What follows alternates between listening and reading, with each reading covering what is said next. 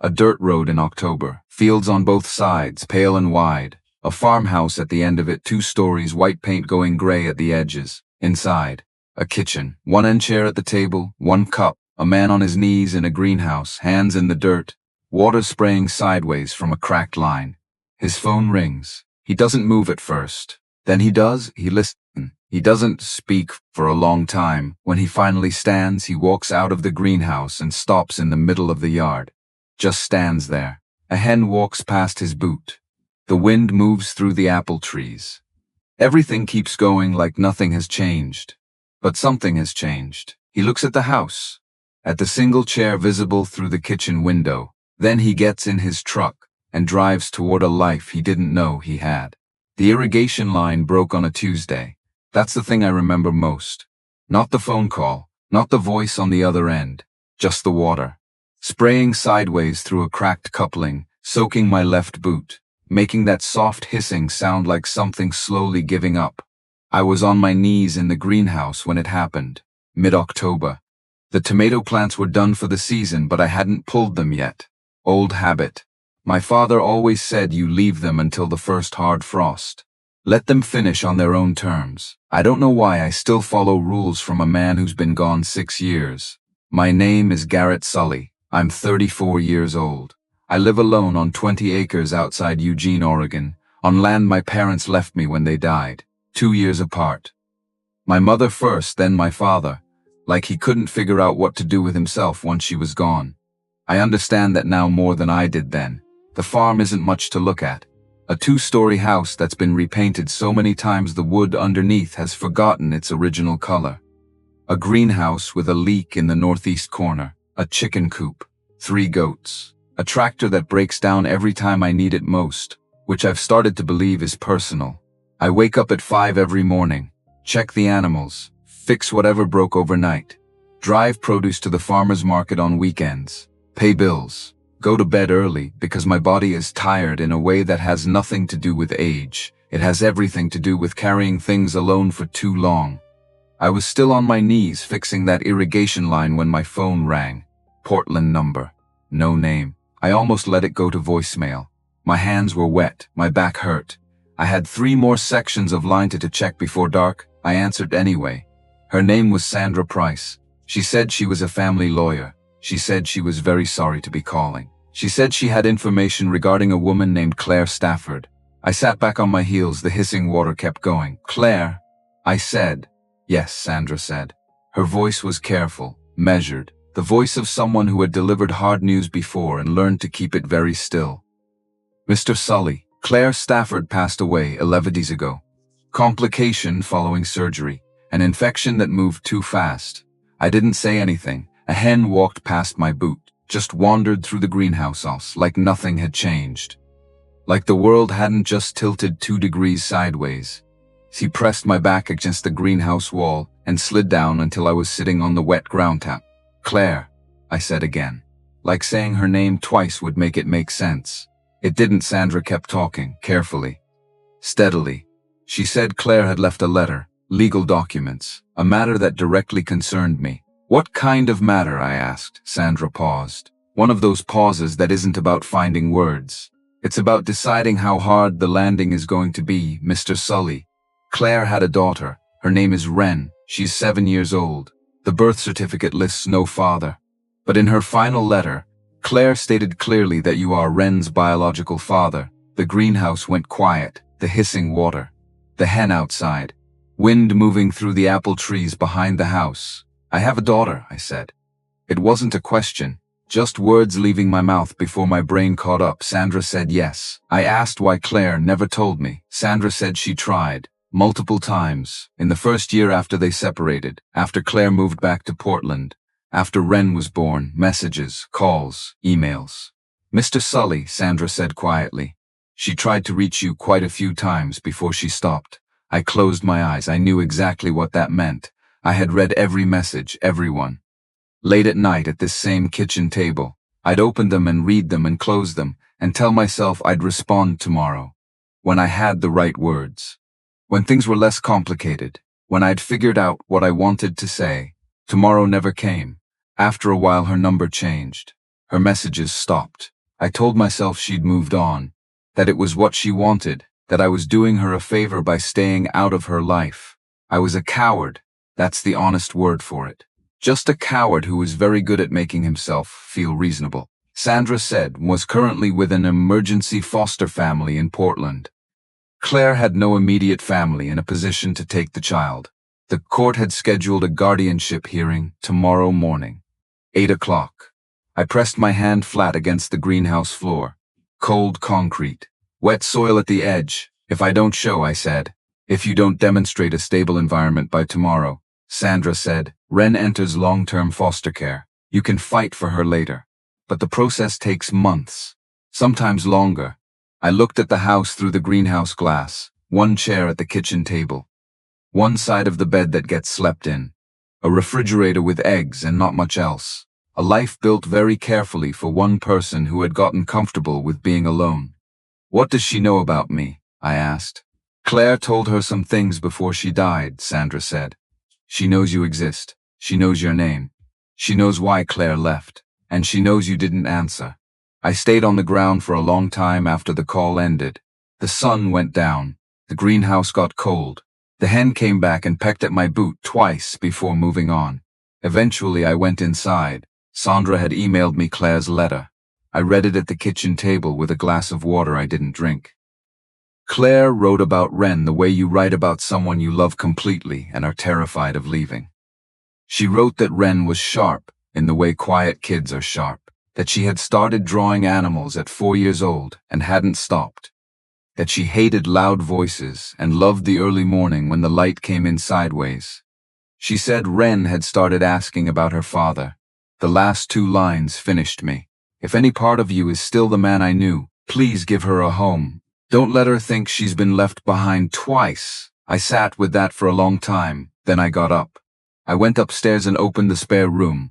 Boxes, old furniture, a winter coat I'd forgotten I owned. I dragged everything down to the basement, found my mother's old bed frame in pieces against the back wall and carried it up and put it together from memory, because I'd helped my father do it twice, and the order of the pieces was still in my hands somewhere. Clean sheets on it, a small desk from the garage, wiped down and carried up. Set it by the window that looked out over the apple trees. Then I stood in the middle of the room and understood something. A room is not a home. A bed is not safety. A desk by a window is not a reason for a 7-year-old girl who just lost her mother to believe that the stranger claiming to be her father is someone she can trust. I didn't sleep that night. At 4 in the morning I was sitting on the back porch steps thinking about what Sandra had said. A stable environment, suitable housing, steady income, a clear plan for her care, and ideally, Sandra had said, some kind of family structure. I thought about that word. Ideally, there was only one person I could think of. Mara Ashton ran the small grocery and coffee shop 2 blocks from the farmer's market. She'd been there 6 years. Before that, she'd been an elementary school teacher. Something had happened that made her stop. The town knew pieces of the story the way small towns always do.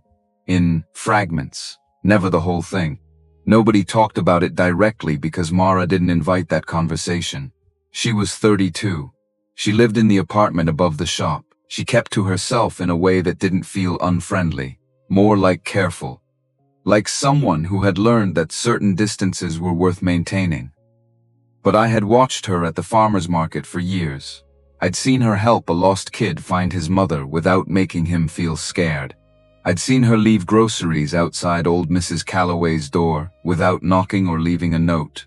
I'd seen her talk a crying 4-year-old down from a full panic in the middle of her shop with nothing but a steady voice and a small cup of apple juice. She wasn't soft, she was steady, and steady was the only thing I needed. I got up at 5 like always, fed the animals, showered, found a white button-down shirt at the back of the closet that I hadn't worn in 3 years. Dark trousers that still fit, shaved properly for the first time in a week. In the mirror I still looked like a tired man, just a cleaner one. I drove into town. The bell above Mara's door rang when I walked in. Tuesday morning, just after 7, 3 customers, a woman by the window with a newspaper, an old man working through a plate of eggs, a younger woman near the back with a stroller. Mara was stocking milk on the far wall. She turned when she heard the bell, looked at me, stopped. I don't know what my face looked like. Whatever it was, it made her set the milk carton down slowly. I walked straight to the counter. I should have planned what to say. Led with context. Built up to it sensibly. I didn't. I put both hands flat on the counter and said the only thing that was in my head, Mara. I need a wife before 8 o'clock tomorrow morning. The shop went silent. Not the polite trailing off kind of quiet. The full stop kind. The kind where the woman with the newspaper doesn't turn the page. Where the old man's fork pauses above his eggs. Where everyone in the room is suddenly trying very hard to look like they're not listening. Mara looked at me. Her expression didn't crack, didn't shift into shock or amusement or alarm. She just looked at me the way you look at something that requires a moment to properly classify. What? She said. Very clearly. What did you just say? I looked straight back at her. I just found out I have a 7-year-old daughter. Her mother died. If I can't prove I have a stable home by tomorrow morning's hearing, the court may put her in long-term foster care. I need to be married before that hearing. The newspaper woman had fully stopped pretending to read. Mara picked up the milk carton, set it back on the shelf, turned to the 3 customers with a look that communicated several things at once, without saying any of them out loud. Come into the back, she said. The storage room was small, smelled like ground coffee and cardboard and dried mint. Mara closed the door behind us. The murmur of customers outside dropped to a whisper. She crossed her arms and stood on the far side of the wooden table, not cold, not warm, just waiting. Start from the beginning, she said. Everything, so I told her. I told her about Claire. How we met at a county fair 11 years ago, when we were both 23 and too young to understand that being in love and being able to build a life together were not the same thing. I told her about the 2 years we tried. Claire finishing her design degree in Portland. Me taking over the farm after my father's first health scare. The distance. The phone calls that got shorter. The visits that got further apart. I told her about the last night. The parking lot behind the coffee shop on 5th Street. Rain coming down hard. Claire holding her coat closed like she was trying to keep something from falling out of her chest. You're not choosing me, Garrett. You're choosing this farm. I told her I stood there with my hands in my pockets and let her drive away. And then I told her what I'd done with every message she sent afterward. Mara didn't flinch, didn't soften. Just listened. When I finished, she was quiet for a moment. Then she said, "Does the girl know you exist?" "Yes," Claire told her before she died. "What does she think of you?" I looked down at my hands. A dry sound came out of my throat that wasn't quite a laugh. She thinks I abandoned her mother. And she's right. Mara studied me. There was something in her face I couldn't read yet. Not judgment, more like recognition. Like she was measuring something against a standard I didn't know she had. She pulled out the chair and sat down. "Are you sure she's yours?" "The lawyer says Claire kept documentation. A private test from before she died. The court will order an official one, but that's not the immediate problem." "What is the immediate problem?" "I'm a single man living alone on a farm. No experience with children. Long hours outdoors. No family nearby. The court wants stable. They want 2 adults and a real household. I can walk in there tomorrow with financial records and a clean room, but that doesn't add up to a family." Mara set her hands flat on the table. She looked at me the way a teacher looks at a student who has brought in a problem that technically has a solution but not a clean one. "Garrett, do you understand what you're asking me?" "Yes, no." She shook her head. "I don't think you do yet. That little girl isn't paperwork. She just lost her mother. She's in pain. She's going to be angry. She might hate you. She might hate me too. She's going to test every adult who comes near her to see if they're going to leave. If I agree to this, we're not putting on a performance for one morning in a courtroom. We're walking into her life. I know. Do you know, or are you panicking?" I sat down across from her. "Both," I said. "I'm panicking and I know what I'm asking." I reached into my jacket, took out the folder I'd spent 3 hours assembling after midnight. Financial records, farm income, contracts with 2 local restaurants, equipment repair through the winter. I set it on the table between us. I'm not asking for love. I'm not asking for a real marriage. 1 year. We appear in court as a married couple. After rent is settled, if you want out, I sign without argument. You keep what I give you, you owe me nothing. Mara looked at the folder. Didn't touch it. I set an envelope next to it. $10,000 transferred to you today. I'll also sign co-ownership of the house during the marriage. So you have protection that isn't dependent on me. She looked at the envelope for a long moment. You think I'd do this for money? No. I think you wouldn't do it unless you had a way to protect yourself. Something shifted in her face. Very slightly. Not quite a smile. More like the recognition of a point made correctly. She stood and walked to the small window above the shelving unit. Outside, the side street, the edge of the market, the gray beginning of an October morning. 6 years ago, she said, I was still teaching, 3rd grade. There was a girl in my class named Ruby Haynes. She was 8, small, came to school some mornings with bruises on her arms that she said were from falling. I didn't believe it. I filed a report, did everything right, documented everything properly, submitted it through every required channel. She paused. The system moved slowly. Ruby went into emergency foster care while the case was reviewed. Then she got transferred, and then she disappeared from the records. No one could tell me where she went. I followed up for 2 years.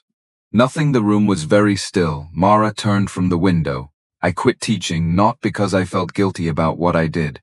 I quit because I did everything right and it still wasn't enough. And after that, every time I looked at a child, I wondered if I was already too late. So I opened the store, stayed small, stayed careful, told myself that if I didn't get too close, I couldn't fail anyone the way I failed Ruby. She walked back to the table, set her hand flat on the wood. If I agree to this, it won't be because of the money. It won't be because of you. It will be because I am not going to stand still again while a child needs someone to act. Something stung behind my eyes that I was not going to let become anything. Mara, I said. She held up a hand. I have conditions, tell me. She looked at me steadily. First, Ren comes first. Not your guilt, not your need to be forgiven, not what you think a father is supposed to look like. The child always. I agree. Second, you don't force her to call you dad. You don't force her to love you. You show up every day and you let her decide. I agree. Third, we don't build her a fake story. We don't tell her this is a real marriage from the start. Not the full truth all at once. But no fairy tale either. She just lost her mother. She doesn't need another lie on top of that. I agree. Fourth, if I ever believe you are hurting her, physically or otherwise, I will report it. I will not protect you because we signed a piece of paper. I looked at her directly. That one should have made me defensive. It didn't. If I ever become that, I said, you won't need to report me. I'll leave on my own. Mara held my gaze for a moment. Fifth, she said. If after a year Ren wants me to stay, that choice is still mine. You don't get to use her to keep me here. I nodded. Understood. She was quiet. Then she said one more thing. Not a condition. Said quietly. Did you love Claire? I closed my eyes. The parking lot came back, rain on my face, her coat. The way she looked at me for a long time before she got in the car. That last look I had never fully shaken. Yes, I said. I loved her. And I was too much of a coward to say it properly before she drove away. Mara watched me for a long time, then she straightened. All right, she said. I'll marry you. I looked up so fast the chair scraped back. But you're going home right now, she continued. And that room had better look like someone thought about a child and not just about a court. Books, art supplies, something on the walls. And that house of yours had better not look like a place where a man has been slowly disappearing for years. Almost a laugh came out of me. My throat was too tight for it to come through right. I can do that, and you. She looked me over once. You are not showing up to get married looking like you just argued with a fence post. Shower. Shave. Wear something that doesn't have soil embedded in it. If I'm doing this, the least you can do is look like a man capable of filling out government forms without alarming the clerk. This time the laugh came out. Short, ragged, real. I'll do my best. Mara opened the storage room door. Outside, the 3 customers immediately went back to pretending they hadn't been listening. She looked at me one last time. Garrett, I'm putting my life into this. Don't make me regret it. I met her eyes. I won't promise with words. I said, I'll show you with what I do. She nodded once. walked back to her shelves and picked up the milk carton like nothing had happened. I went home and did exactly what she said. I found 2 books at the library donation box in town, bought a sketch pad and a set of colored pencils, put them on the small desk by the window, hung a simple frame print above the bed, something with birds, colors, life. I stood back and looked at the room. It wasn't much, but it looked like someone had thought about it. Someone had wondered what a 7-year-old girl might want to see when she walked through the door. That was something. I arrived at the marriage registration office at 7:40 the next morning. White button-down shirt, dark trousers, hair combed, shaved. I looked in the car window reflection before going in and still looked tired, but present, like a man who understood what he was doing and why Mara walked in at 7:55. Gray dress, cream coat, hair pulled back. She didn't look like a bride. She looked like a woman walking toward something difficult that needed to be done. No nervousness in her face, just that steadiness, that careful attention to what was directly in front of her. She looked me over when she came through the door. "At least the court won't call security," she said. The sound I let out was quieter than a real laugh. "Thanks. I think, don't get used to it." The clerk's name was Martha. Somewhere in her mid-50s, cheerful by disposition, doing a very poor job of hiding her curiosity. She kept glancing between us as she processed the paperwork. The expression on her face said she had handled many marriages in this office, but none quite like this one. When it came time for the vows, I turned to Mara. My voice came out rough, but clear. Garrett Sully, take Mara Ashton as my wife. I promised to respect her, to keep her safe, and to build a real home for Wren with her. Mara looked at me. Something moved behind her eyes that I couldn't name yet. I, Mara Ashton, take Garrett Sully as my husband. I promised to put Wren's safety first, to be honest in this house, and not to walk away the first time things get hard just because I'm afraid. Martha blinked, wrote something down, cleared her throat. "I now pronounce you husband and wife. No kiss, no flowers, no music." 2 signatures and a certificate, and 2 people standing in a government office, carrying more damage than either of them had talked about yet. We drove to the family court building together. Sandra was waiting outside the hearing room. She looked at the marriage certificate, looked at Mara, looked at me. Something in her expression shifted toward cautious hope. "This will help," she said quietly. "But Mrs. Holt is thorough. Don't perform. Just be honest." "They're very good at seeing the difference," Mara answered before I could. "We're not selling a fairy tale. We're showing that Wren will have people who will actually be there." Sandra nodded, led us inside. The hearing room was smaller than I expected. A conference table, pale walls. Mrs. Holt sat at the far end with reading glasses on a chain, and the unhurried manner of someone who had heard every version of every story and was not easily impressed. She went through everything: income, work hours, condition of the farm, distance to the nearest school, health care, emergency contacts. She asked Mara why she had agreed to marry so quickly, whether she was prepared to live on a farm, how long we had known each other. "Years," Mara said. "The way small towns work. Not closely, but enough to know the kind of person the other one is." Mrs. Holt made a note. Then she looked at Mara directly. "Miss Ashton, why did you agree to this so quickly?" Mara sat straight, hands folded on the table. "Because a child who just lost her mother shouldn't be moved from placement to placement if her biological father can give her a stable home. I don't know Mr. Sully perfectly, but I've watched him operate in this town for years. He works hard. He doesn't cause trouble. He keeps his land in order. I believe he can learn to be a father, and I believe I can help Wren through the early part." Mrs. Holt studied her. "Do you love him?" The room went very still. I didn't move. Mara glanced at me. Half a second, then looked back at Mrs. Holt. "Not in the way people usually mean when they talk about marriage, but I respect him. I trust his reasons for doing this. And when a child is in crisis, stability and honesty matter more than a beautiful love story." Mrs. Holt wrote something down. "At least you're not lying," she said. Then the door opened. I turned. A young woman walked in, late 20s. Dark hair, gray blazer, leather folder. She walked in like she had every right to be there, which apparently she did, because Mrs. Holt looked up without surprise. The woman stopped at the end of the table. She looked at me, not with curiosity, not with grief, with something that had been held a long time and had gone hard from the holding. "My name is Diane Stafford," she said. "I'm Claire's sister, and I'm also filing for guardianship of Wren." The air in the room changed. I had not known Claire had a sister, or if I had known, at some point years ago, I had forgotten. That felt like one more thing to be ashamed of. Diane opened her folder, set papers on the table, slid them toward Mrs. Holt. "I understand the court is considering granting temporary guardianship to this man." She didn't use my name. She said this man the way you say a word you've been carrying for a long time. He was absent from Claire's life for 7 years.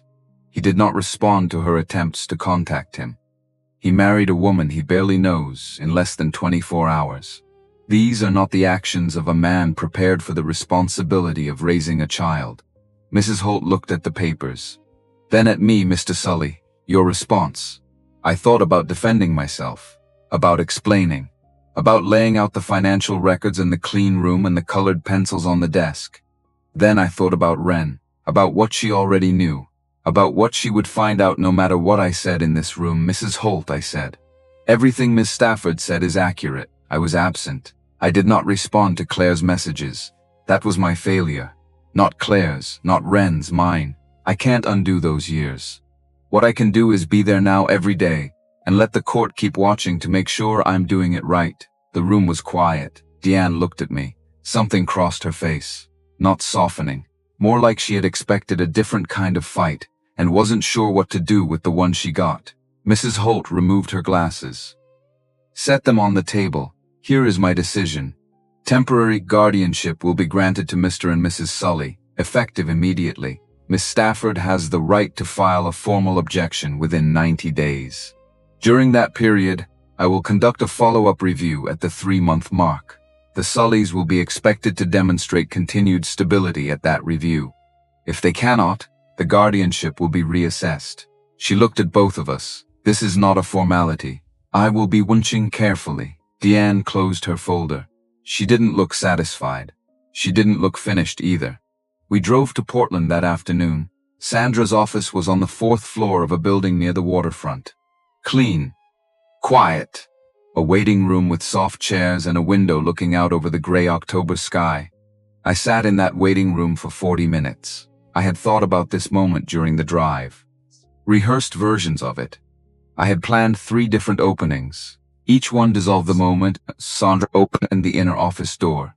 "She's ready," Sandra said, ready, like it was something Wren had to prepare herself for. I walked in. The room had a couch along one wall and a low table with some books and a chair near the window. Sandra stood to one side. A woman from the foster placement stood near the door. And in the middle of the room, standing with a small backpack held against her chest with both arms, was a girl, 7 years old, small, thin in the way children get when they've stopped sleeping properly. Dark brown hair, slightly tangled. Gray eyes, my eyes. I don't know how to explain what that feels like. To see your own eyes in someone else's face for the first time. Someone who has been alive for 7 years, and you are only now, in this moment, looking at her. I crouched down, on one knee at her level, not hovering. Wren looked at me, not with hope, not with fear. With something careful and assessing and older than her face had any right to be. She said, "You're the one who didn't answer, not left, not abandoned. Didn't answer." Like she had thought about the exact right word and placed it deliberately. My throat closed. I nodded. "Yes," she watched me. "Mom said you used to be a good person." I looked at her steadily. "Your mom was a better person than I ever was." Wren's grip on the backpack didn't loosen. "Mom also said you didn't know about me." I didn't know. "But that wasn't your mom's fault. She tried to tell me." I didn't answer. I thought I was protecting her from more hurt. "The truth is I was just scared." Wren stood very still. "If I go with you." "Are you going to leave again?" Every version of the reassurance I'd rehearsed rose up and I stopped all of it. "I won't leave because I want to," I said. "I'll be there every morning when you wake up, every night. You don't have to believe that right now. I'll show you." Wren turned her eyes to Mara. Mara had come to stand slightly behind me and to the left.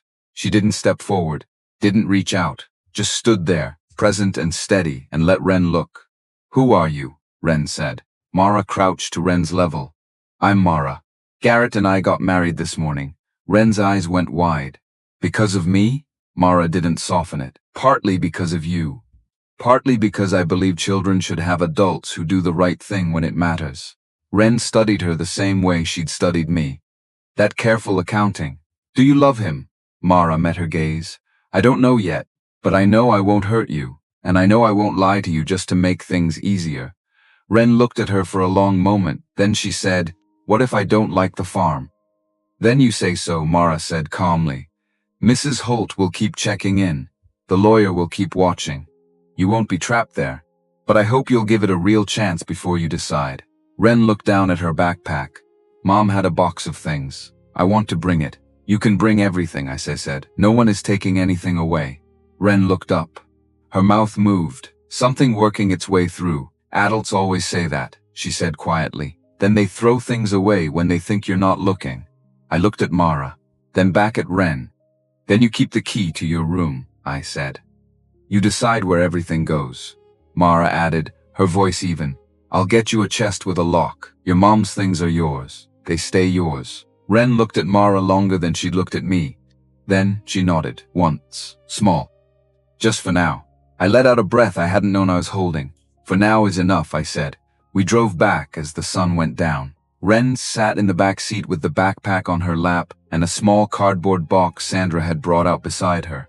Claire's. She held the box with both arms. Not because it was heavy, because it was the last solid thing left. She didn't talk much during the drive. Every few minutes I checked the rearview mirror, gray eyes, looking at the back of my head, or at the passing fields, or down at the box once she caught me looking. She didn't look away, neither did I. Then a curve in the road took my eyes forward, and when I looked back she was watching the fields again. We turned onto the dirt road that leads to the farm.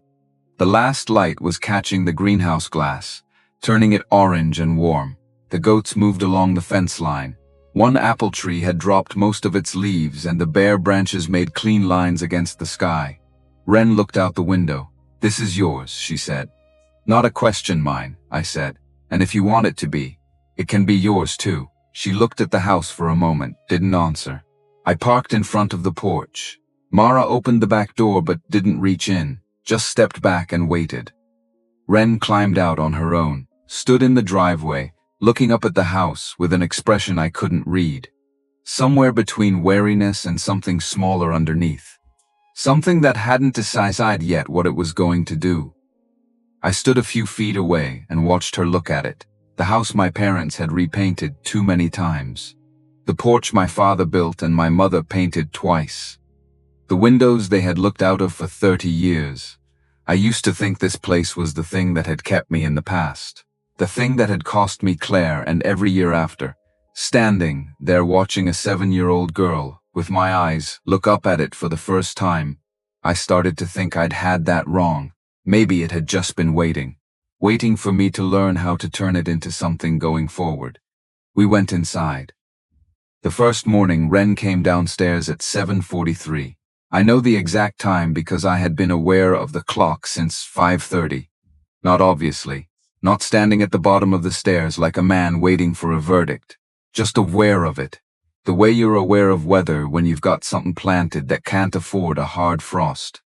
She came down in her pajamas, hair tangled, dark circles under her eyes that no 7-year-old should carry. She had her sketchbook pressed against her chest the same way she'd carried the backpack the day before. Same posture, same grip. Like armor she hadn't decided whether to take off yet. She stopped at the bottom of the stairs and looked at the kitchen. Mara was at the stove, eggs, toast, coffee for herself.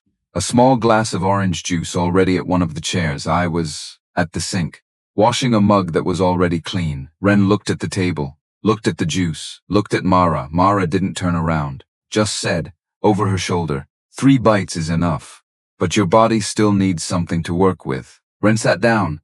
She didn't say good morning, didn't say anything. She set her sketchbook beside the plate and ate exactly 3 bites of egg and half a piece of toast, and then pushed the plate to the side and opened the sketchbook and started drawing. I dried the clean mug, put it in the cabinet, so that was how we began.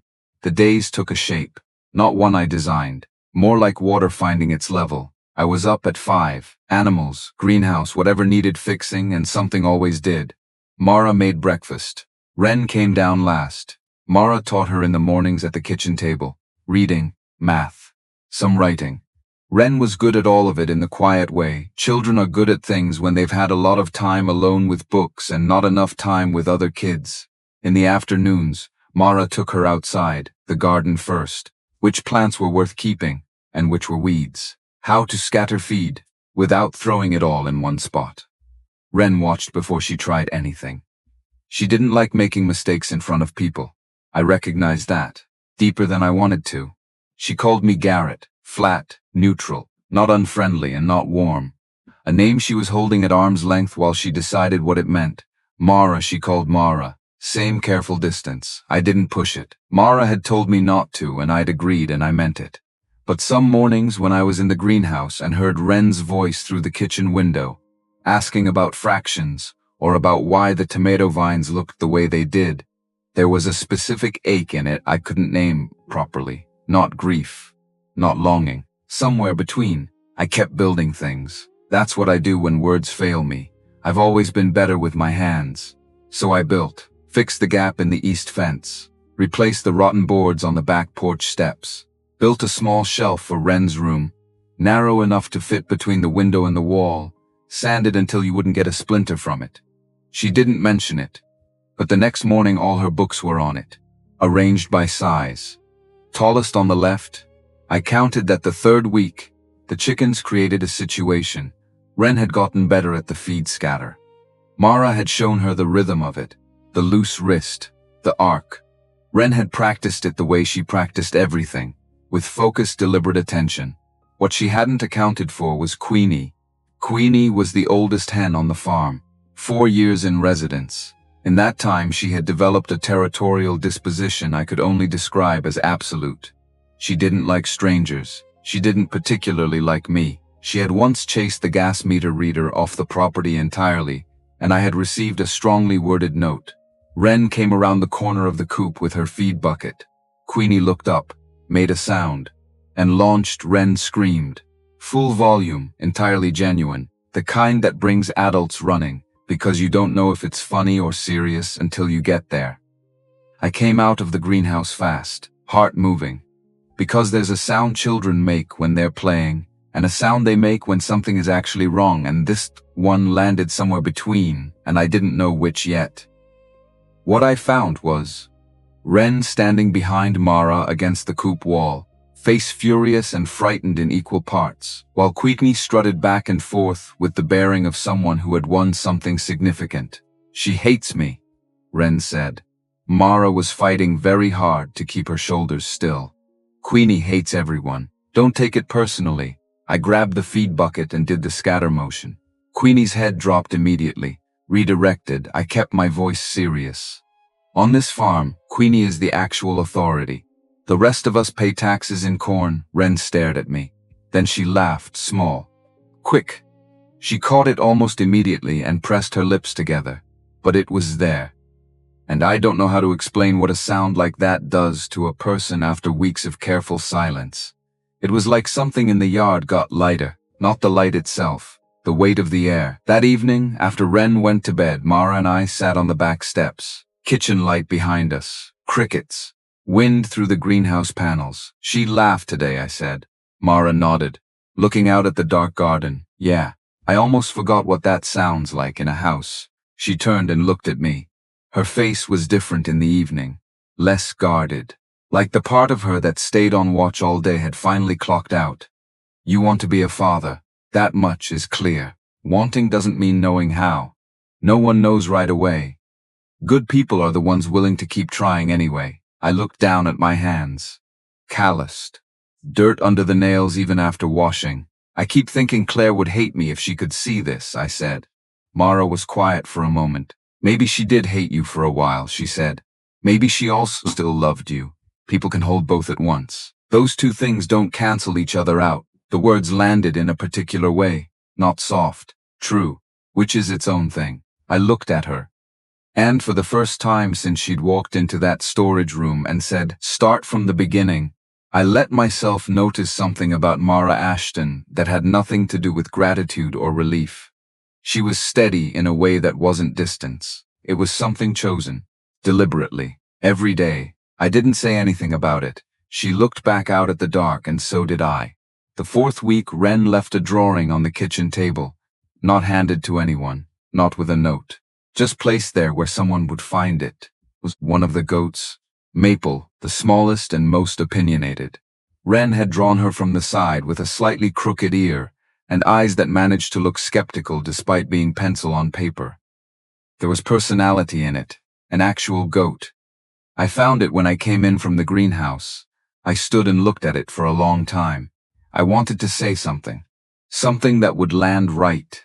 Something that wouldn't make her feel watched or evaluated or nudged towards something she hadn't offered. I was still standing there when Mara came into the kitchen, read the situation in about 2 seconds, and said loud enough to carry into the living room where Wren was pretending to read, "Garrett, what do you think of Wren's drawing of Maple?" I looked through the doorway. Wren was on the couch with her book, hadn't moved. But her ears had gone very slightly pink.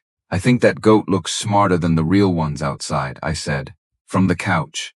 "Maple is smarter than you think." Longest sentence she'd directed at me since we got home. I nodded seriously. "Then I owe her an apology."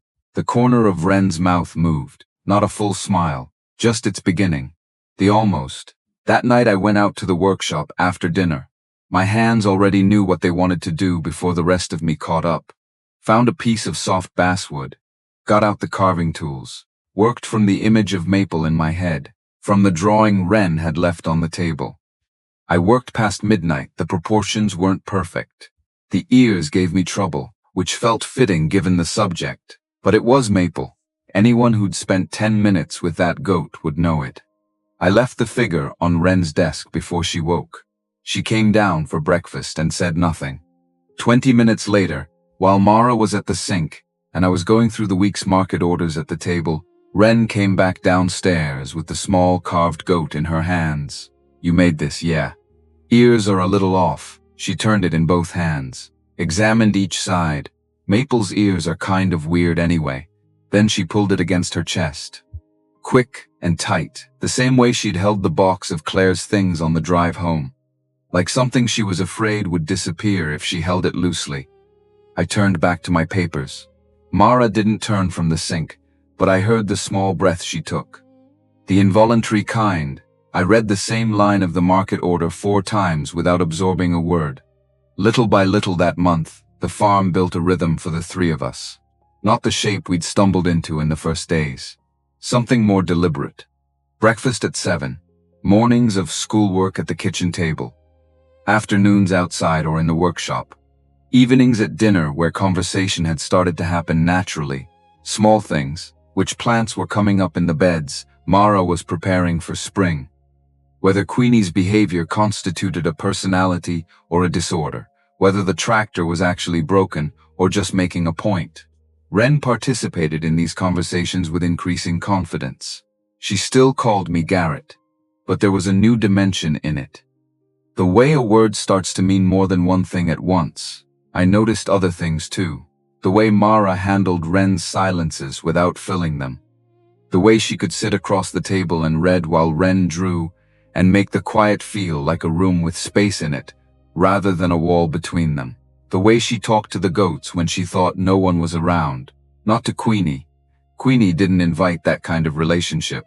But to the others, conversationally, like they had context. I noticed that on mornings when I came in from the greenhouse and our paths crossed at the counter, the distance between us was getting less carefully managed. Neither of us mentioned it. It was the 6th week when Diane came. No warning. No call. A car I didn't recognize coming up the dirt road on a Thursday afternoon, while I was replacing fence posts along the east field. I saw her get out and knew who she was before she crossed the yard. The same dark hair as Claire, shorter.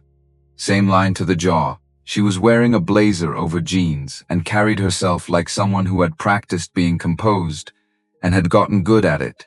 She said she wanted to see where Wren was living. Said it politely. I showed her through the house because refusing would look worse than agreeing. She walked through with those careful, assessing eyes. Looked at Ren's room. Looked at the locked chest under the bed. Looked at the drawings taped to the wall, which had multiplied. She looked at the shelf I'd built between the window and the wall, and something moved across her expression that she put away before I could read it.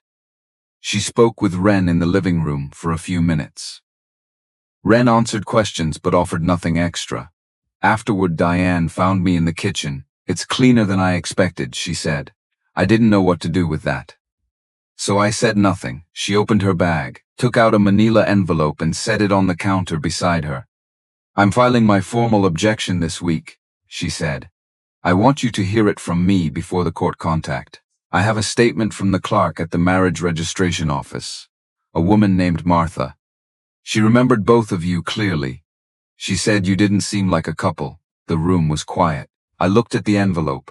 "I also have statements from 2 people at the market," Diane continued. "People who witnessed your proposal, who confirmed it was clearly a negotiation and not something else." I looked at her. Not with anger. I didn't have the standing for anger.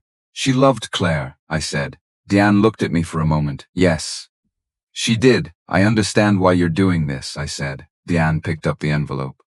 "You understand nothing yet," she said. But she said it without the edge I'd expected. Like she was exhausted by the edge and had set it down. She left without saying goodbye to Ren. That night after Ren went to bed, I told Mara about the envelope. We sat at the kitchen table across from each other, the same positions as the storage room. But the light was warmer now, and I knew her face better. "So Martha talked," Mara said. "Yeah." Mara looked at her coffee cup, then said, "How much can she actually damage?" "I don't know. The 90-day mark is the 3-month review. If Mrs. Holt walks in here with doubt already planted, I don't know how she wastes it." Mara was quiet. Then, "We have to stop being careful about it." I looked at her. "I mean, we've been appropriate, doing everything right on the surface. But appropriate reads like performance to someone looking for performance." She met my eyes. "The only thing that looks real is if it actually is." I held her gaze. "You said in the storage room," I said. "You said we don't build a fake story." "I did. I'm not trying to. But I'm also not sure what's real yet." "That's the most honest thing you've said since the storage room," Mara said. She set down her cup. "Tell me about Claire," she said. "Not the version you told me before. The rest of it. The things you haven't said to anyone." I looked at the table, then I talked. I told her what I hadn't said to Sandra or Mrs. Holt or anyone. That I had read every message Claire sent, everyone. Late at night at this table, and felt the pull of them, the knowing I should answer. And then setting the phone down and saying tomorrow, not because I was cruel, because answering meant choosing. And I had already chosen the farm over Claire once, and I couldn't figure out how to be the man who'd done that, and also be the man who deserved to be forgiven for it. So I chose nothing. "Which is," I said, "somehow worse than choosing wrong." Mara was quiet for a long time. Then she said, "Ruby Haynes." I looked at her. "I've told you her name, what happened, but I haven't told you what it did to me afterward." She folded her hands on the table. "After Ruby disappeared from the records, I kept teaching for 6 more months. Walked into that classroom every morning and looked at 22 children, and thought about how many of them I was already failing in ways I couldn't see. That's what made me quit.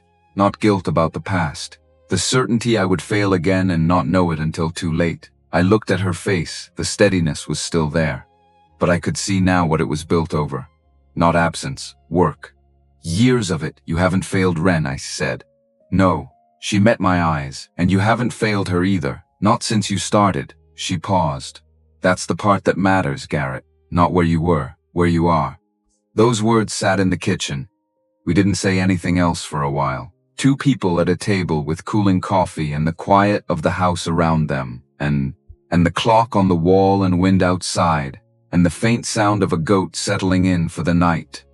And for the first time since the phone rang in the greenhouse, I didn't feel entirely alone in it. The 3-month review fell on a Tuesday morning in January. I was up at 3:30. Excessive. I knew it was excessive. I cleaned the kitchen anyway. Checked Ren's room, which was fine, which it had been fine when I checked it the previous night. I went out and cleaned the chicken coop at 4 in the morning by flashlight. which Queenie received as a personal offense, and which I cannot entirely say she was wrong about. Mara found me pacing the kitchen at 7. She looked at me for a moment. Set her coffee cup down, Garrett. I stopped. If you clean that counter one more time, she said, it will dissolve. I looked at the counter. My hands were holding a dish towel. She's not coming here to find a perfect family, Mara said. She's coming to see if Ren is safe, and you know she is. I looked up at the ceiling. What if Ren says she wants to leave? Mara didn't make it easier. Then we listen. But you've given her reasons to stay. That's all you could do. Mrs. Holt arrived at 10. Exactly as I remembered. Unhurried. Thorough. She walked through the house, looked at Ren's room, picked up one of the small carved animals from the shelf, turned it over in her hands, set it back carefully. She asked about school, meals, medical, sleep. She asked if Ren had had contact with Claire's family. I said yes. Claire's sister Diane had visited. Mrs. Holt made a note. And how did Ren respond to that visit? Quietly, I said. But she was okay. Then Mrs. Holt asked to speak with Ren alone. Mara and I went to the porch. I paced twice. Mara looked at me. You're going to wear through the boards. I stopped. Sorry. She looked out at the field. Something in her expression that I couldn't read, except that it wasn't afraid. 15 minutes, the door opened. Ren came out first, carrying the carved goat. Mrs. Holt behind her. Her face gave away nothing. It never did. I'd stopped trying to read it. Ren still misses her mother, Mrs. Holt began. She's still angry about the years before. She understands the situation. More than you might expect for her age. I nodded. She says she's being fed. She's learning. She has her mother's things and has been told they're hers to keep. She's cared for when she's sad. No one is forcing her to feel anything on a timeline she didn't choose. Mrs. Holt paused. She says she wants to stay. The sound that came out of me was something I hadn't planned. Mara reached over and squeezed my hand once. Quick, enough. Mrs. Holt said she would recommend continuing temporary guardianship. She would return in another 3 months. She noted she was aware of Miss Stafford's formal objection and would be factoring it into her ongoing assessment. After her car backed down the road, Ren was standing in the yard watching us. I told the truth, she said. I'm still mad. I walked over and crouched down in front of her. You have every right to be, I said. She looked at me with that weighing look, filing something away. Don't be weird about it, she said. I laughed. For real this time, I'll try, I said. She turned and went inside. Still carrying the goat, Mara stood beside me. Progress, she said. Yeah, I said. Progress. 3 weeks after the review, Ren asked to come into the workshop. I was fixing the chicken coop door hinge when she appeared at the edge of the yard. Hands in her hoodie pocket, standing a few feet back. Can I watch you? She said. In the workshop, she added quickly. If it's not okay, that's fine. I set the bolt down. It's okay. But there are knives and a grinder in there. You have to follow every instruction. Ren frowned. I'm not a baby. I know. Knives don't care about age. She considered this, nodded. Inside, I gave her a piece of basswood and a safety knife. Showed her the grip, the angle, the one rule she had to keep. Always cut away from your body. Always keep your fingers behind the blade. For about 10, she was careful, precise, taking her time the way she approached everything she cared about doing well. Then she tried to go faster. The wood shifted. The blade caught the side of her palm. Not deep, but enough. Blood rising immediately. And I panicked. The fear moved faster than thought. I grabbed her wrist. My voice came out sharper than I meant it. I told you. Fingers behind the blade. Ren flinched. Her eyes filled so fast it was like watching a glass overflow. I know, she said. I didn't do it on purpose, and I heard myself. Too late. Heard the fear in my voice and how it had landed as anger. How she had no reason yet to know the difference. She pulled her hand back and ran into the house. I stood in the workshop with her blood on my gloves and felt the specific weight of someone who doesn't mean to cause harm and does it anyway.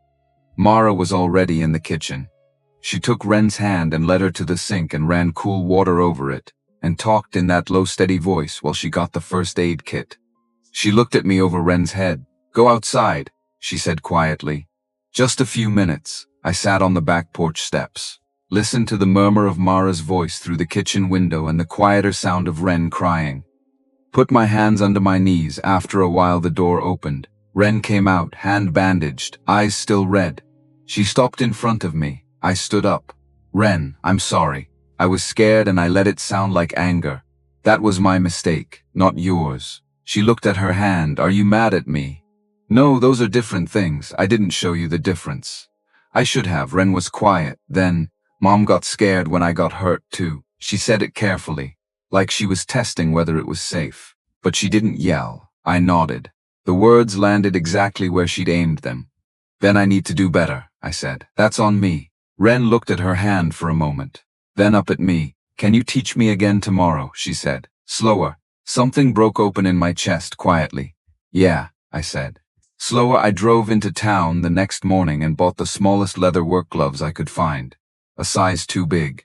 Ren put them on without being asked, turned her hands over to inspect them, and said nothing. She wore them every time after that. That was the week the shape of things changed. Not in any way you could point at directly. More like the pressure changed. The way air feels after a long storm finally moves through. Ren started using my name differently. Same word. New dimension. The way you say something when it means more than it used to. One afternoon she was tired, coming in from the garden where she'd been making Queasy's life difficult as a matter of principle. She came through the kitchen door mid-sentence, not paying attention to how she started it. Bah, she said, stopped immediately, went pale. I had gone completely still. Mara was at the counter. She didn't turn around, just stood there, very carefully doing nothing. Ren looked at the floor. Her voice came out fast. I didn't mean to. It's okay, I said. My voice was 3 times more controlled than everything underneath it. Completely okay. I'm not ready to call you that, I know. Maybe later. Or maybe not. I don't know yet. I nodded. I'll wait, however long it takes. Ren sat down at the table and opened her sketchbook like the conversation hadn't happened. I found something to do with my hands very quickly. That night after she went to sleep, I stood in the kitchen and didn't move for a long time. Mara came and stood beside me. She didn't ask if I was all right. She could see I wasn't, exactly. She could also see I was something better than I'd been 4 months ago. Something that required more time to name. She put her hand on my arm. Rest it there. 10 seconds. Maybe 15. I don't know what she intended. I only know it felt like something given rather than taken, which was a sensation I hadn't had in longer than I could account for. She went to bed. I stood there another few minutes, then turned off the kitchen light and went upstairs. It was the middle of February when Ren got sick. It started small, a low fever. A quiet that was quieter than her usual quiet. She didn't come down for dinner. Mara brought a tray upstairs and came back with it mostly untouched. By 10 the fever had climbed. By midnight it had climbed again. The road was deep mud from a week of rain. Impassable for most vehicles. I called the doctor. He gave instructions over the phone. Cool cloths, fluids, watch the temperature. If it crosses a certain number, get her in regardless of the road condition. Mara sat beside Ren's bed. I stood in the doorway. I want to be clear about what that was like. I had been on this farm through hard winters, broken equipment and flooded fields and 2 funerals in 2 years. I thought I understood helplessness. I did not. This was standing in a doorway watching a 7-year-old with my eyes burning with fever. This was standing there understanding, with my whole body, what Claire had faced every night Ren was sick, alone, for 4.5 years. Without anyone standing in the doorway, Ren moved in and out of sleep. At some point she started saying Mom. Not as a question, not clearly. Just the word, turning over in the dark. Mara pressed a cool cloth to her forehead. I'm here, Mara said quietly. Garrett's here, you're not alone. I looked at the floor. This is my fault, I said. My voice came out broken. If I'd been here from the beginning, if I'd just answered. Mara looked up at me. Not now, she said. Not loud, not harsh, clear. I stopped. She needs you present, not your guilt. Get more water. Call the doctor again in 10 minutes. Check the road, do something, what she said.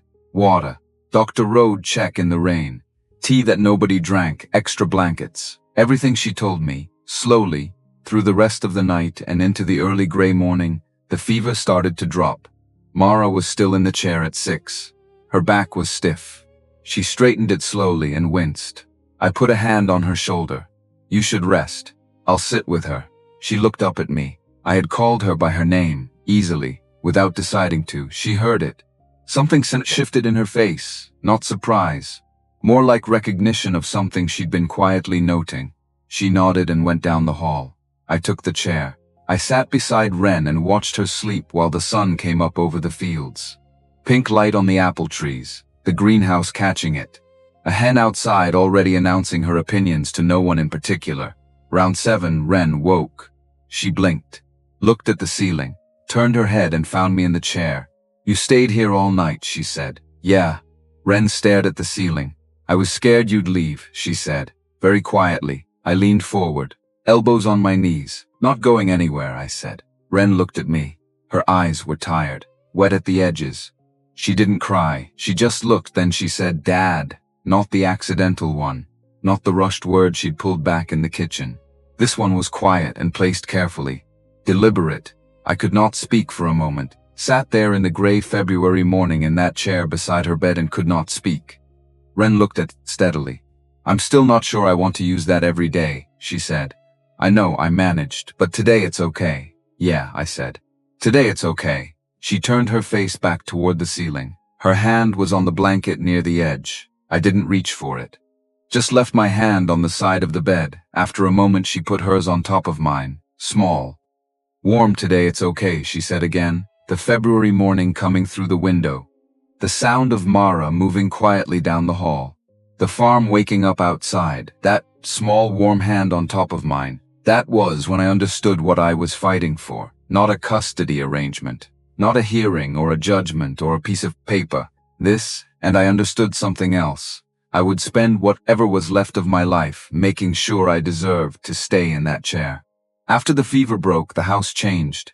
Not in any way I could point to and name. More like the pressure changed. The way air feels different after a long storm finally moves on. Still cold, still deep in winter. But the particular tension that had lived in the walls since October was gone. Wren called me Dad 3 more times that week. Always quietly, always in passing. Once when I handed her a glass of water at breakfast. Once when she wanted to know if she could check on the goats before the rain came. Once at the end of the day when she was tired and called up the stairs without thinking about it first. Each time I answered like it was the most ordinary thing in the world, because I was learning that the way you keep a fragile thing isn't by holding it tightly. You keep it by acting like it was never fragile, like it was always going to be true. Mara watched all of this. She didn't comment on it directly. That was one of the things I'd learned about her. She processed at a slight remove. Observed, considered, came back to things when she'd decided what she thought. It wasn't coldness, it was care. The kind that doesn't rush. I was also starting to understand that she was being careful with me specifically. Which was its own kind of terrifying. Because it meant I had started to matter to her beyond Wren. And that meant I had to decide what to do about the fact that she had started to matter to me beyond gratitude. I didn't decide anything. I just kept waking up at 5. Feeding the animals. Coming in for coffee. Watching her move through the kitchen like she had always belonged in it. And trying not to think too directly about the fact that the 1-year mark was coming. And I had promised her the choice was hers. Deanne came back in March, the 5th month. No call, same as before. Her car came up the road on a Saturday afternoon, while Mara and Wren were inside pressing leaves between sheets of wax paper. Something Mara had decided was educational and which had expanded into a 2-hour project, involving every heavy flat book in the house. I was splitting firewood behind the house, heard the car and walked around front. Deanne was standing beside it. No leather folder. No blazer, just a dark coat and her hands in her pockets and that composed face with something different underneath. She looked tired in a way that suggested it had been going on a while. She said, "I need to talk to you." "Just you." I set the axe against the fence. "Okay." We stood in the front yard, far enough from the house that voices wouldn't carry. "I want to tell you something," Diane said. Before I tell it to the court, I waited. She looked out at the fields for a moment. Then, "Claire called you." Not a message. An actual phone call. 4 years ago. Wren was 3 years old. The cold started in my chest before she finished. "I know about the messages," I said. "Sandra told me at the start this wasn't a message. Diane looked at me directly. She called you from my phone because her number was blocked on yours. She didn't tell me who she was calling. I handed her my phone and went into the other room. She was on it for about a minute. Then she gave it back and didn't say anything about it for the rest of the night. Portland number, I said. Diane nodded. I hadn't recognized it. It was a Saturday. I let it go to voicemail. The voicemail, I tried to remember. 4 years ago. A Saturday. A Portland number I didn't know. I deleted it, I said. I deleted voicemails from numbers I didn't recognize. Diane looked at me. I'm not saying this to hurt you, she said. I'm saying it because I've spent 5 months building a case based on you being someone who chose not to know. And I need to know if that's what happened. All of it. I looked at the frost on the grass. My own hands for the messages, I said. Yes, that's accurate. I read them and didn't answer and kept telling myself tomorrow until tomorrow stopped coming. That part is entirely on me, but the call, Diane. I didn't know it was her. I had no way to know. I deleted voicemails from unknown numbers routinely. The yard was quiet. Wind through the bare apple trees. A goat moving somewhere behind the house. Diane stood there for a long time. Then the front door opened. Wren came out. She'd seen the car from the window. She came across the porch in her winter coat, buttoned one side higher than the other, which she hadn't noticed. Sketchbook under her arm, she stopped beside me, looked at Diane. Who are you? She said. Not hostile, not frightened. Direct the way she was always direct when she decided something was worth asking. Diane looked at her, and for the first time since I'd met her, the composure didn't hold. Not dramatically, just a loosening at the edges. The professional face going soft in a way that was clearly not intended. Wren looked like Claire in the bone structure, the forehead, the particular set of the mouth, but the eyes were mine and the way she was standing. Feet planted, looking straight up at an adult without blinking. That was entirely mine. Diane crouched down. My name is Diane, she said. I'm your mom's sister. Wren studied her. Mom talked about you. She did? She said you were stubborn. Something moved across Diane's face. It might have been a laugh. She pressed her lips together. That sounds right, she said. Wren considered this. Are you going to take me away from here? Diane looked up at me briefly. Then back at Wren. No, she said. I'm not. Wren nodded. Like this confirmed what she'd already suspected, and she was noting it for the record. Then she turned and went back inside, coat still lopsided, sketchbook still under her arm. The door closed. Diane stood up slowly. She looked at the door for a long time. Then she said, almost to herself, she looks like Claire. And your sister's eyes, I said. Diane turned and looked at me. Something different in her expression. Not soft. Changed. Like something that had been held at a wrong angle had finally been set down flat. She didn't say anything else. She got in her car. She sat in it for a long time before she started engine. I stood in the front yard and watched her drive down the dirt road. The bare trees, the gray sky, the frost on the grass. Then I went inside. Mara was in the kitchen. She hadn't heard from where she was, but she'd seen through the window. She came back. I said, I know. What did she want? I told her about the call. The Saturday 4 years ago. The voicemail I'd deleted without listening. Mara was quiet. Did she say what she's going to do? She said she wasn't going to take Wren. Mara leaned against the counter, looked at the empty driveway through the window.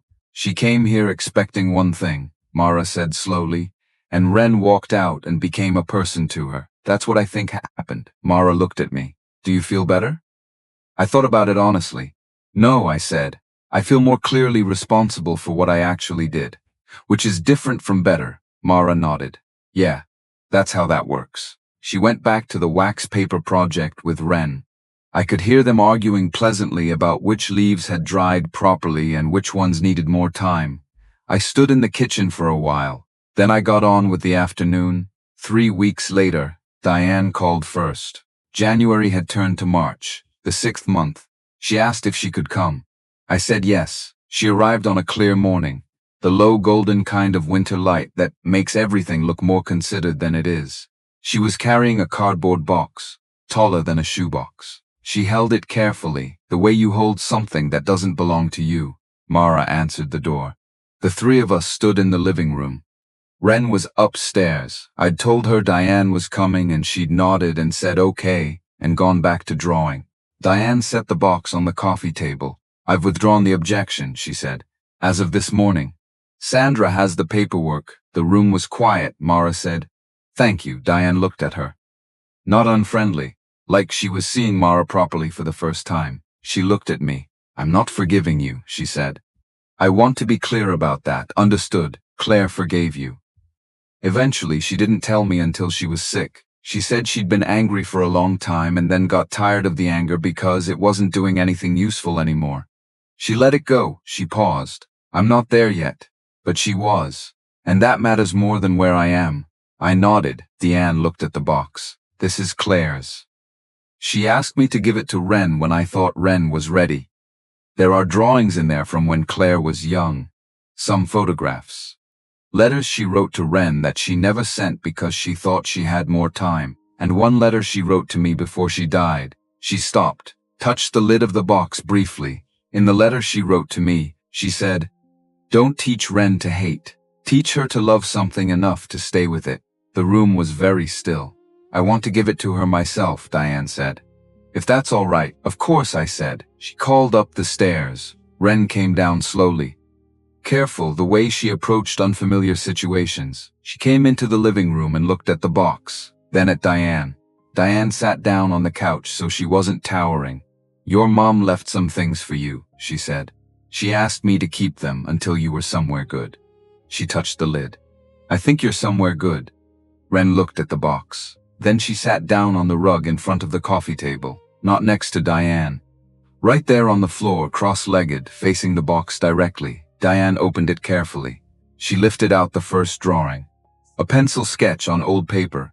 A house with a tree beside it. The tree was detailed. The house was simple in the way children draw houses even when they grow up. That's from when your mom was about your age, Diane said. Ren took it, held it flat in both hands. Looked at it for a long time. She draws like me, Ren said. Diane's smile was small and real. You get it from her. You have her hands. Ren looked at her own hands, then up at her aunt. Are you going to visit? She asked. After today. Diane looked at the box, then at Ren, then at me briefly. If you want me to, she said.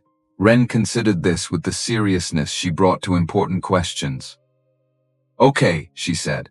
But you have to be nicer to Garrett. Mara looked at the ceiling. Diane looked at Ren for a moment. Then she looked at me with an expression that held several things at once. None of them unfriendly. Fair enough, Diane said. She stayed another hour. She and Ren went through the box together while Mara made coffee and I found things to do in the kitchen that involved being close enough to hear. At some point Ren laughed. A real one. And then Diane's laugh, lower, slightly rusty from disuse. When Diane left, she shook my hand. Not warm. Not cold. Firm them like a door that has been unlocked but not yet pushed open. That was enough, more than enough. 2 months passed. The farm in late winter, doing what it always does. Breaking down in the cold and requiring maintenance with numb hands. The greenhouse roof needed resealing. The tractor needed a new starter, which I ordered and installed over 2 days in February, while Ren sat on an overturned bucket nearby and handed me tools and made assessments of my progress that were more accurate than I found comfortable. She had started coming to the workshop regularly, with the gloves, always with the gloves. We went back to the beginning and worked slowly. She was good, genuinely good. Patient with the material the way she was patient with her drawings. Not forcing it into something it wasn't. She made a flat shape that was meant to be a leaf. It wasn't a very good leaf, but it was a leaf. She put it on her shelf next to the carved goat. The days had a different weight now, not the stumbled into shape of October, something chosen. Deliberately built, each of us with whatever tools we had. Breakfast at 7.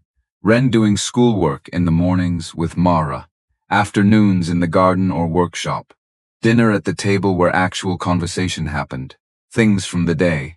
Arguments about whether Maple was genuinely intelligent or whether Ren was projecting. Discussion about what to plant in spring, in which Ren now had opinions she defended with evidence. Mara and I had a rhythm too. Coffee before Ren was up. The back steps after she was in bed. Not every night. Most nights. Talking about the day or not talking. just in the same space without it needing explanation. I had stopped pretending I didn't know what that meant. I just hadn't done anything about it yet. The permanent guardianship hearing was set for the first week of April.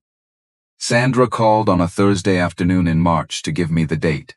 She said, Diane's withdrawal had simplified things considerably. Mrs. Holt's reports had been consistently positive. She thought we were in good shape. I thanked her and sat with it after hanging up. 6 months ago I had been in the greenhouse with wet boots and a broken irrigation line, and no daughter and no wife and no idea that any of this was coming. I went to find Mara. She was in the garden, turning the soil in the beds she'd been planting since January. She had opinions about the composition that she'd researched thoroughly and shared with me over several evenings on the back steps. I had listened to all of it, in the way you listen when what someone is saying matters less than the fact that they're saying it, that they're thinking about next spring, that they're planning for what this garden will look like in 6 months. I told her about the April date. She stopped turning the soil, looked up at me, something open in her face. Real, it's almost over, she said. Depends what you mean by over, I said. She looked at me, said nothing. I crouched down beside the garden bed. I'm going to say this badly, I said. I already know I'm going to say it badly, but I'd rather say it badly than not say it. Mara set down the small gardening fork. The 1-year mark comes in October, I said, which is after the hearing. And I told you when this started that if you wanted out, I'd sign the papers without argument and you'd keep everything and owe me nothing. She was watching me. I'm asking you not to want out, I said. Not because of Ren. Ren is not why I'm saying this. Ren is going to be fine either way because she's tougher than both of us combined and she knows it. I'm saying it because of me. Because I get up at 5 every morning and the first thing I do is listen for whether you're already in the kitchen. Because the back steps feel wrong without you on them. Because you have opinions about soil composition that I did not previously find interesting and now think about at odd moments. She made a sound. Not quite a laugh. Because when you put your hand on my arm the night Ren first called me Dad and I couldn't fully breathe, I didn't want you to take it away. Ever. And I know that's terrifying to say out loud. But you told me you married me partly because you're not going to walk away the first time things get hard just because you're afraid. And this is me doing the same thing. Silence. The garden. The bare trees. Maple. Somewhere behind the fence expressing a view. Mara looked at me for a long time. Then she said, Garrett, yeah, I've been waiting for you to say that for 6 weeks. I looked at her. Why didn't you say something? Because you needed to get there yourself. She picked up the fork. Also because the last time I waited for someone to act, it went very badly, so I had given myself until April and then I was going to handle it. I laughed. Actual laughing sauce, she said. Now that you've said it badly as predicted, yeah? Say it better. I looked at her face in the March light. Soil on her hands. The way she was watching me with that slight upturn at the corner of her mouth that she wasn't quite suppressing. I don't want you to leave, I said. I want you here, because this is your house and your garden and your strong views on goat character. Because somewhere between the storage room and the back steps, you became the person I want to tell things to. All of them. Even the ones that don't have a shape yet. Mara stood up. She walked over and took my face in her hands and kissed me, which I had not specifically planned for, and was therefore the best thing that had happened in recent memory. When she stepped back, there was garden soil on my jaw.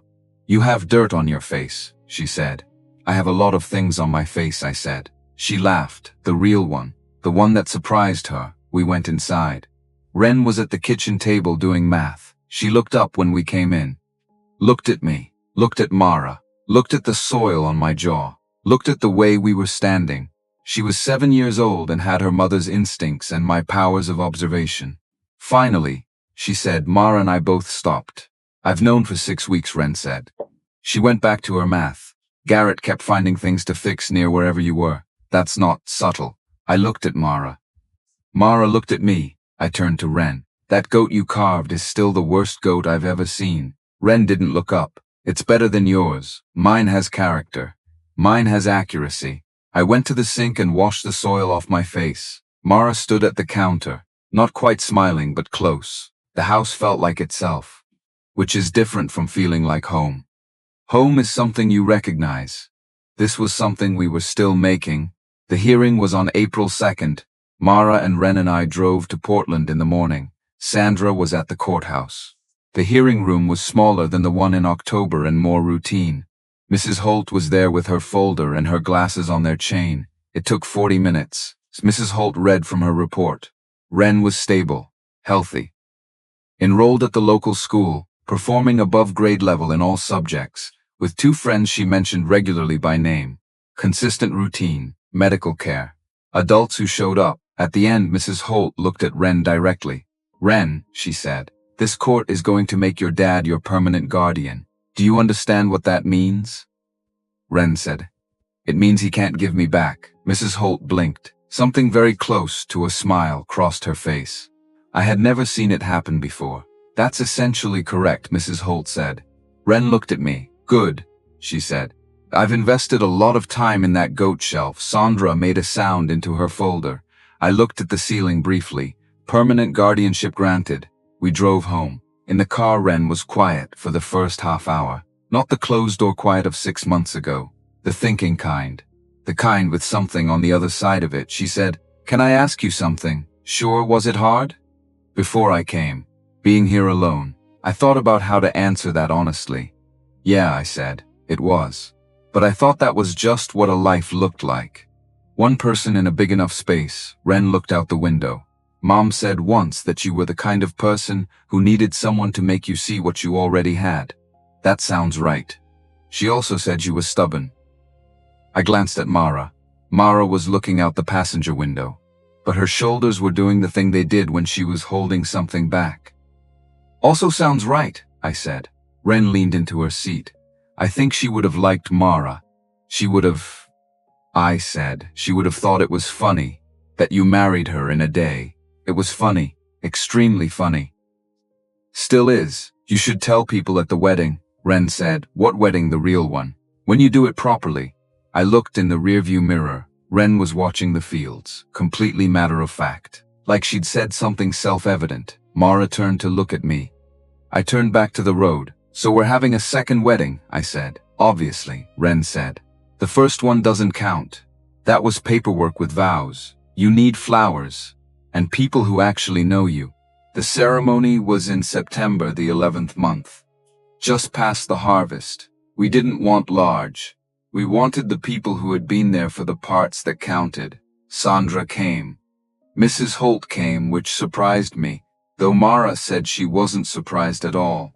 A few neighbors. 2 families from the farmer's market who had been quietly leaving food on the porch all winter, like they knew something was happening and wanted to help. Diane came.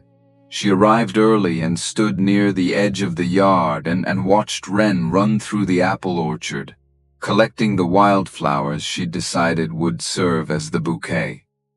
The expression on Diane's face watching her was one I recognized from somewhere. The particular look of someone who has set down something they'd been carrying too long. Not empty. Not full. Open. Like a space that had been cleared and was waiting to see what grew. We set up chairs in the orchard, late September light. The trees with the first color at the edges of the leaves. The greenhouse catching gold at the far end of the property. A sky that was soft and clear and low. Ren stood between us in a blue dress she'd chosen herself and Mara's old cardigan that she'd claimed 2 months ago and had no intention of returning. She held the wildflowers in both hands. She had figured out how to braid 2 of the stems together, which she had done without asking anyone for help. Mara stood beside me in a simple blue dress, the same shade as Ren's because Ren had requested it, and Mara had agreed, and this is how decisions get made in this house now. Her hair was down. She was looking at me the way she looked at the fields in the evening. Like she had done the math and was satisfied with it. I took her hands. "The first time I married you," I said, "I was terrified. I was doing the most desperate thing I had ever done in my life. I was asking someone I barely knew to step into mine and help me build something I didn't know how to build alone. She smiled. I'm not terrified today. I'm standing here because every single day since last October I have chosen this. Chosen you. Not the arrangement. Not the hearing you. The woman who told me to go back and fix that room properly. Who told me not now when I was drowning in my own guilt. Who sat in a chair all night because a child needed someone to stay. I don't want to live any version of this life that doesn't have you in it. That's not sentiment. That is the most practical thing I have ever understood. Mara's eyes were bright. She took a breath. The first time I married you, she said, I wasn't doing it for you. She said it clearly. Honestly, I want Ren to hear this. I was doing it because a child needed an adult to act and I was the one standing there. But somewhere between the storage room and the back steps and every hard morning in between, she paused. I stopped doing it because of a principle. I started doing it because of you, this farm, this orchard, this 7-year-old standing next to me who has very strong opinions about goat intelligence. She glanced at Ren briefly. I choose this, not because no one is making me leave, because I have no desire to. Ren looked between us with the judicial expression she reserved for matters of importance. Are you going to kiss now or not? She said. Because I've been holding these flowers for a while. Someone in the chairs laughed. Sandra. Definitely Sandra. I kissed Mara. Properly. With everyone watching, and the September light coming through the apple trees and Ren making a small satisfied sound beside us like someone confirming a long-held hypothesis. Diane was in the back row. I found her face over Mara's shoulder. She wasn't crying. Diane didn't seem like someone who came easily to tears. But there was something in her face, settled, like something that had been held at the wrong angle for a long time had finally been placed down flat. She caught me looking, nodded once. I nodded back. That was all of it. That was enough. The gathering after was in the yard. Someone brought a guitar. Ren ate a quantity of food I hadn't believed her body capable of. She and 2 of the neighbors' children spent 20 minutes trying to outmaneuver Queenie near the coop, until Queenie decided she had endured enough of civilization for one occasion and retired on her own terms, which I respected. Near the end of the evening, when the light was almost gone and the first fireflies were rising in the field, I found Ren sitting alone on the back porch steps. She was looking out at the farm.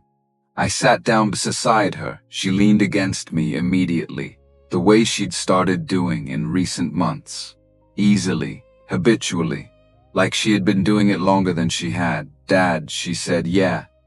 Do you think Mom would be happy? I looked out at the field, the last light on the greenhouse. Fireflies over the grass, the apple trees dark against the sky. I sat with the question. A year ago, Claire's name had been a weight I circled. The sum of everything I hadn't done. Now it was something else. Gratitude was the word for it. For someone who had raised a daughter like Ren, and who had believed, despite everything, that some part of me was worth asking.